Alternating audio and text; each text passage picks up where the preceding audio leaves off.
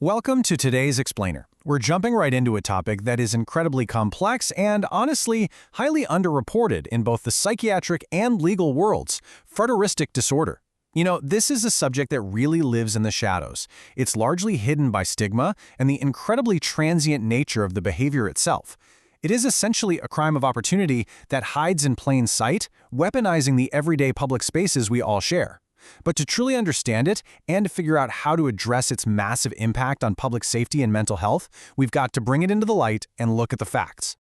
Picture this. You're on a crowded subway car right in the middle of morning rush hour. Or maybe you're at a tightly packed general admission concert. You're packed in tight, literally standing shoulder to shoulder with complete strangers. It's an everyday, totally normal scenario for millions of us navigating urban life, right? But what happens when someone uses that exact anonymity, the sheer physical density of that crowd, for non-consensual sexual gratification? Today's Explainer dives deep into the hidden reality of this exact behavior. We're going to separate the myths from the medical and legal facts. Okay, let's take a quick look at our roadmap for today. First, we'll be defining Frotteuristic disorder, then we'll look at the hidden statistics, compare the behavior versus the clinical disorder, explore root causes and theories, discuss victim impact and legalities, and finally wrap up with treatment and management. Starting right off with Section 1, defining Frotteuristic disorder. So the term frotteurism actually comes from the French verb frotter, which literally just means to rub. Clinically speaking, it refers to deriving intense sexual arousal from touching or rubbing one's genitals or hands against a non-consenting person. Now, the absolute crucial element here is the environment. This behavior relies entirely on the density of crowds. Think commuter trains, packed buses, elevators, sporting events. The congestion acts like a physical shield. It lets the perpetrator initiate physical contact and then weaponize the social contract of those crowded spaces. Because we naturally bump into one another in tight quarters, the perpetrator can easily gaslight the victim or nearby bystanders. They disguise a deliberate, non-consensual act as just a simple accident or the natural jostling of a crowd if they're ever actually confronted. Moving right along to Section 2, the hidden statistics. To understand the true scope of this, we really have to look at what clinicians call an iceberg model. What we see on the surface is literally just a tiny fraction of reality. In a study focusing on young female passengers in their 20s and 30s riding public trains in Tokyo, a staggering 66% reported being subjected to acts of frotteurism. They were rubbed, touched, or groped. 66%. Over half of the survey demographic.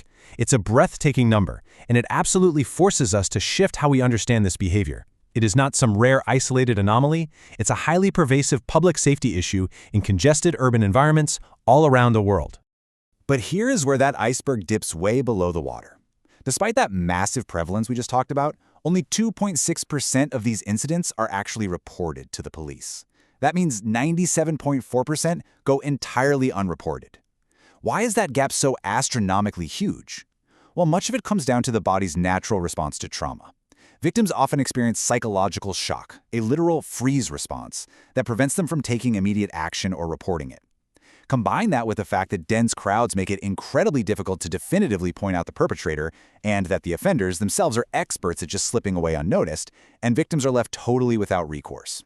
It's this massive discrepancy that keeps the true, staggering scope of the problem completely hidden beneath the surface. All right, Section 3, behavior versus clinical disorder. Because this behavior is so effectively hidden from view, it is vital we rely on strict medical definitions to understand the perpetrators. The DSM-5, which is basically the diagnostic manual used by psychiatrists, makes a very clear and fascinating distinction here.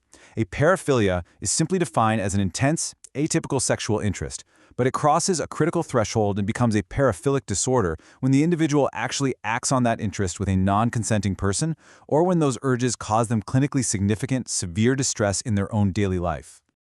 To officially diagnose someone with Frotteuristic disorder, clinicians are looking for a highly specific set of criteria. The recurrent intense arousal from touching a non-consenting person must be present for at least 6 months. You might be wondering, why exactly 6 months? Well, psychiatry uses this timeline specifically to rule out just transient thoughts or isolated incidents. It proves instead that this is a deeply ingrained, persistent psychological pattern. This pattern manifests as deeply held fantasies, urges, or the actual physical behaviors themselves. And again, the absolute key diagnostic trigger here is that the individual has acted on these urges with someone who did not consent, or the urges are actively destroying their own social or occupational functioning. This strict timeline and these criteria are what elevate the issue from just a hidden, passing urge into a highly clinical psychiatric disorder. Let's dig a little deeper with Section 4, Root Causes and Theories. Which naturally leads us to the inevitable question, why does this even happen? Our understanding of this condition is grounded heavily in academic and medical literature. Now, it's really important to note that psychiatry doesn't look into these root causes to excuse the behavior. Absolutely not. The goal is to map out the psychological machinery so we can figure out exactly how to stop it. While researchers are the first to admit that the exact singular root cause remains unknown, peer-reviewed analysis has developed several strongly supported theories that give us a fascinating glimpse inside the mind of an offender. The reality is that the root causes are incredibly multifaceted. It's like a giant puzzle. Psychoanalysts suggest it might stem from unmet childhood needs for physical closeness, where the perpetrator actually fantasizes about having a caring, intimate relationship with the victim during the momentary act. Neurobiologists take a totally different angle. They point to structural or chemical abnormalities in the brain, specifically within the serotonin and dopamine pathways that regulate sexual drive and our ability to control impulses. Psychosocially, clinicians often observe severe social anxiety and isolation in these individuals. They're often people who simply lack the foundational skills to form healthy, consensual adult relationships. And finally, behavioral conditioning plays a massive role. Imagine an accidental bump in a crowded train during adolescence that happens to cause an adrenaline or dopamine rush. The brain literally rewires itself to associate that crowded transportation setting with sexual gratification, creating this repeating, deeply addictive behavioral loop over time. And because of this complex origin, the disorder rarely exists in a vacuum. It has incredibly high comorbidity, meaning it frequently overlaps with other significant medical or psychological issues. Clinicians often find Frotteuristic disorder linked with traumatic brain injuries that inherently lower a person's impulse control. It's also frequently tied to severe substance abuse, or even other paraphilic disorders like exhibitionism. Understanding this means realizing that treating the disorder isn't just about stopping a single behavior, it's about untangling a highly complex web of multi-layered neurological and psychiatric challenges. That brings us to Section 5, Victim Impact and Legalities. We've talked a lot about the clinical machinery of the perpetrator, but we absolutely have to look closely at the human toll this takes on the victims. The psychological impact of Frotteurism is profound, and it is highly destructive. This isn't just an annoyance during a morning commute. It's a profound violation of bodily autonomy. Victims frequently report severe anxiety, ongoing trauma, and a constant, exhausting state of hypervigilance. Many are actually forced to alter their entire lives.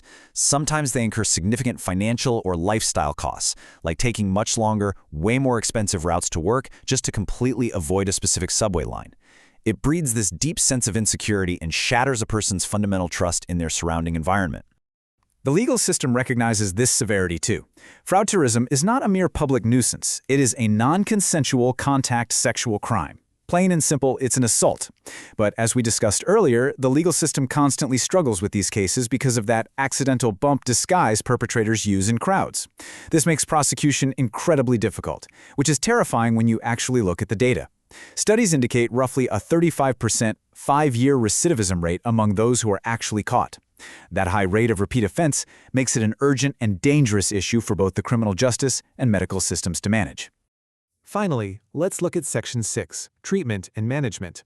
So how do we actually stop it? Well, the primary roadblock to treatment is the very nature of the disorder itself. Individuals rarely, if ever, seek help voluntarily. They might feel intense shame and hide it, or conversely, they might completely lack any perceived impairment at all, totally minimizing what they're doing. Because of this, the vast majority of patients are mandated by the courts to seek psychiatric help only after they have been caught and arrested for sexual assault. Think about how difficult it is for a therapist to successfully treat a patient who actively denies they even have a problem in the first place. This means clinicians are routinely working from day one with highly unmotivated or actively resistant patients. To tackle this, the medical community relies on a multimodal treatment approach. Think of it as a comprehensive, multi-layered safety net. Step 1 is almost always cognitive behavioral therapy, or CBT. This specifically targets the distorted thinking that justifies the behavior. It works to build genuine empathy for the victims, sometimes by having the offender read through victim impact statements to truly comprehend the trauma they cause, while creating solid relapse prevention strategies. Step 2 involves pharmacology, often utilizing SSRIs, which are your standard antidepressants. These not only treat those comorbidity issues we talked about like anxiety or depression, but they are highly effective at reducing compulsive sexual drives. And for the most severe, intractable cases of hypersexuality, Step 3 might involve anti-androgens, like GnRH analogs, to literally chemically suppress the biological hormonal drivers of the behavior. As one source puts it, ethical challenges regarding forced or coerced therapeutic interventions must be looked at and considered carefully. And when you really think about it, this represents the ultimate ethical tightrope walk for modern medicine. When a clinician is chemically suppressing someone's sexual drive under a direct court mandate, they have to strike a profoundly delicate balance between medical ethics and legal necessity. Which leaves us with this final, incredibly difficult question to ponder. How do we balance the ethical rights of a patient undergoing forced or coerced medical intervention against society's absolute, undeniable necessity to protect the public from sexual assault? It's a complex intersection of psychiatry, law, and human rights, and there are simply no easy answers here. Thank you so much for joining me on this explainer. Keep learning, keep asking the hard questions, and I'll catch you next time.